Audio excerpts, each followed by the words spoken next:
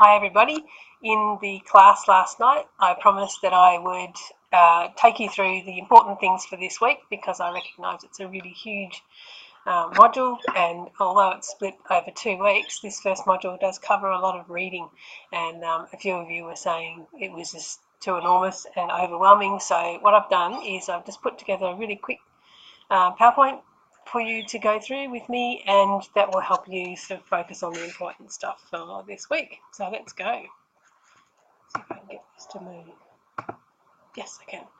Okay, so what I'm going to say is pretty much based around what is in the module for this week. So it's really important that you read that, but this is sort of like the cut down version. So the first thing we're thinking about in this whole subject is an introduction to research. So the thing we need to consider is, okay, well, why are we bothering? Why do we do research at all? When I say we, I mean people who are working in information organisations like libraries or museums, galleries, archives, records management places, public records office, all those sort of things. So all those sort of information organisations. Why we do research? We do it for a few reasons. Mostly it's so we can understand a bit more about something. So it can be a question that we've got in our minds about why is something the way it is, or would there be a better way to do something, or I don't understand what's going on with something. What I'd really love to know is a bit more about why it is the way it is. So to improve our understanding about something that we're curious about. It also helps us make informed decisions. So we might be thinking we need to make some changes in our workplace, or something might need to happen that you want to do better, and you want to have some evidence to help guide you in making those decisions. And also we could do research to prove or disprove a theory. So you might have a theory that kids who are between the ages of 12 and 14 don't come into public libraries. That might be some research you could do to then look at, okay, is this true? Is it really true? We could prove or disprove this theory. So that would need some research and some data done to give you the evidence that would enable you to prove or disprove that statement. Which comes to the whole point of evidence-based library and information practice, or EBLIP, which is a really big deal.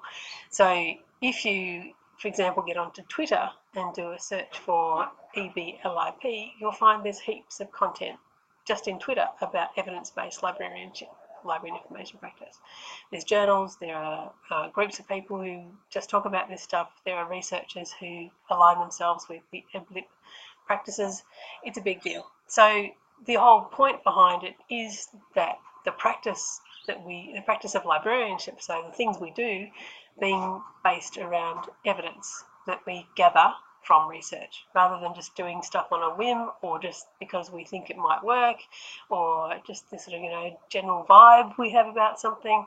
We want to get some evidence together to help us guide our practices and our activities, and that evidence will come from doing research. So that's why we bother. Now, that didn't work. I keep going. All right, so this is the research cycle. So this is taken from Leedy and Ormond. Is it Ormond? No, Ormrod, who is, this is one of the readings for this week. So there's a couple of things you need to read this week, and I'll get onto that in a couple of slides. But really what I wanted to do is take you through this whole idea of the research cycle. And this is from page 21 in Leedy and Ormrod, and it describes this 7-step research cycle.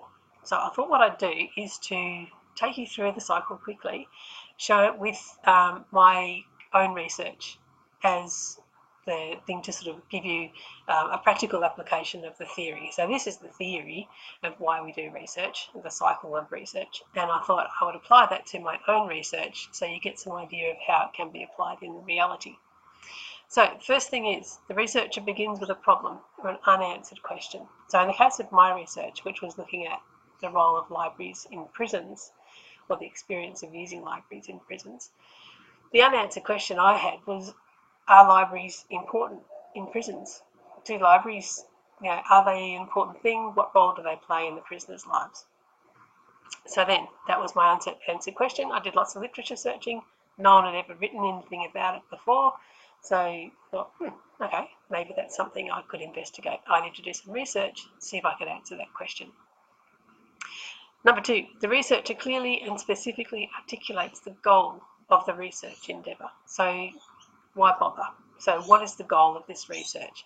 The goal of the research for me was to understand the role of libraries in prisons, and to understand in what ways libraries were important to prisoners. Okay, so that was my goals. So then we move on. Step 3. The researcher often divides the principal problem into more manageable sub-problems. Okay, so for me, the big problem I had was I know nothing about what libraries are like in prisons, if they're important, what role they play.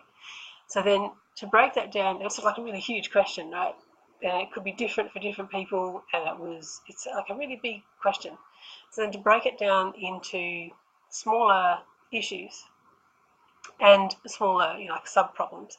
And for me, I narrowed it down to saying, instead of saying, what are libraries like in prisons, I narrowed it down to just wanting to know what a prisoner's experience of using their libraries is.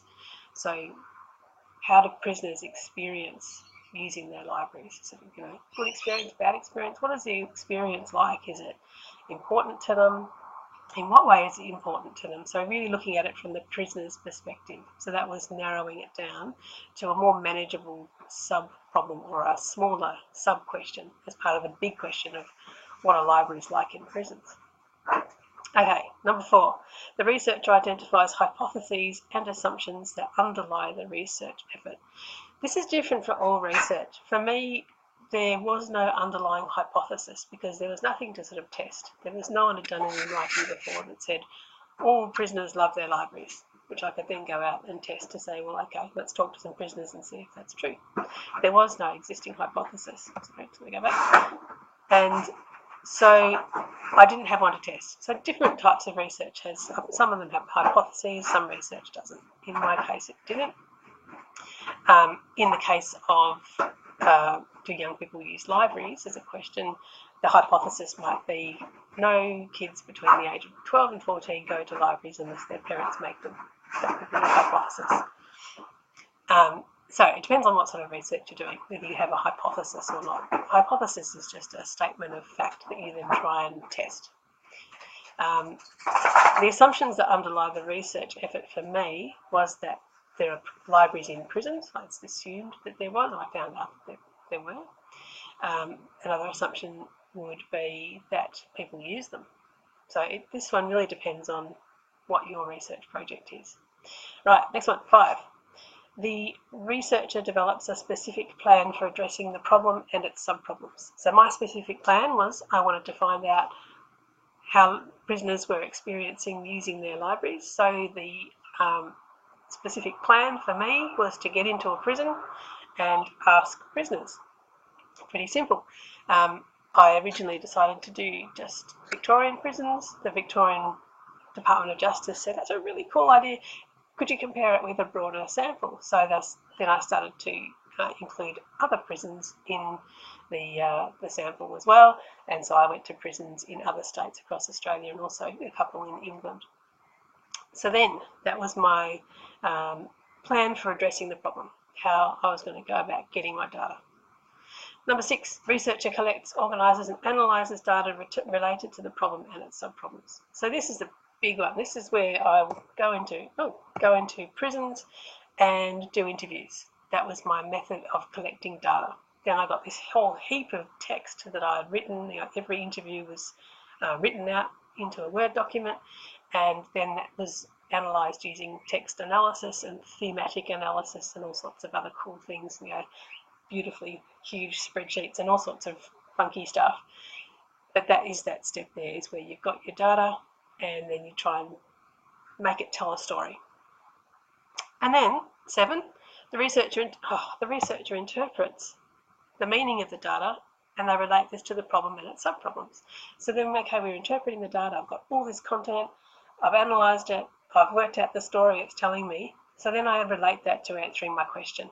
Okay, I now know that for prisoners, their libraries are really, really important.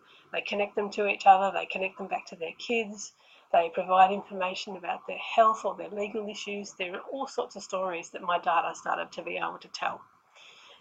And that was answering the question. that I started out with. And that's really important, that when you do research that you make sure you're actually answering your questions. And then it goes back because it's a cycle. Then the next point for that for me was more unanswered questions. So that was, is this different for women or is it different for men? Is this different for kids? And that's where I am now. So now I'm looking at the role of libraries and the importance of libraries to children in juvenile detention.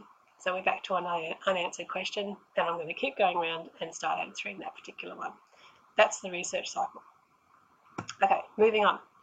Two types of data, quantitative and qualitative. The easiest way to remember the differences between these two.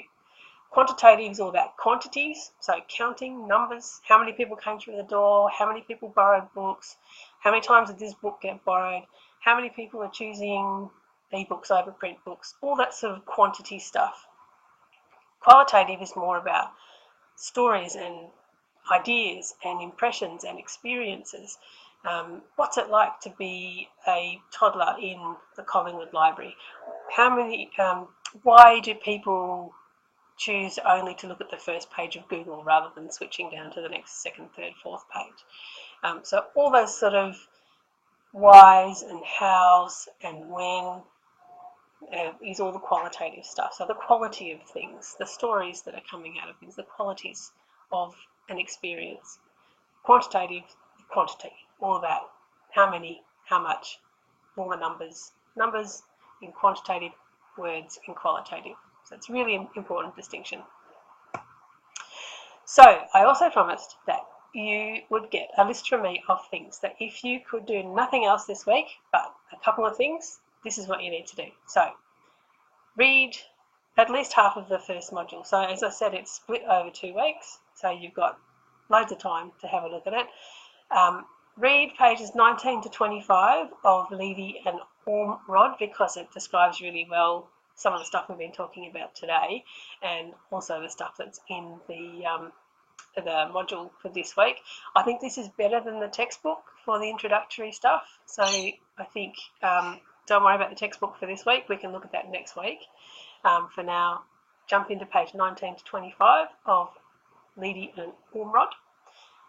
Get into all of the discussion modules and discussion lists, and add at least one thing. So just get yourself in there, put something in, and read what everyone else has written, and then perhaps make some comments about what you're seeing. So there's a whole heap of people in there doing a whole heap of really cool stuff. Get in there and take part of it. That will help you learn, help you cement your ideas. And watch the online meeting that we did last night if you didn't get there or if you haven't watched it already. And I reckon that will do. That will be enough for this week. And then next week we'll finish off this module and we'll look at some of these ideas in a bit more detail. And we can move on from there. So, thank you. Well done. And I will see you soon. Bye.